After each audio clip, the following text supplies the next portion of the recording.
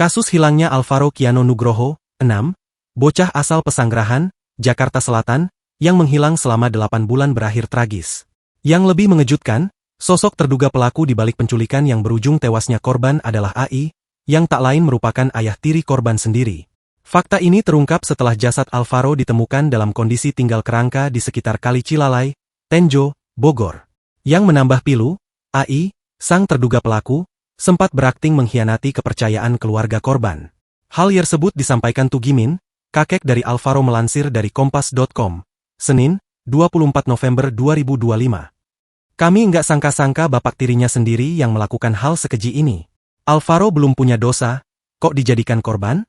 Itu yang sangat disesalkan, ungkap Tugimin saat ditemui di lokasi, Minggu, 23 November 2025. Selama proses pencarian yang berlangsung berbulan-bulan, AI ternyata seringkali muncul sebagai sosok yang simpatik dan aktif membantu keluarga. Menurut Tugimin, AI bahkan ikut menemani dirinya mencari Alvaro hingga ke wilayah Bogor, Jawa Barat, menelusuri informasi yang didapat. Menurut Tugimin, hubungan Alvaro dengan ayah tirinya itu terlihat cukup baik.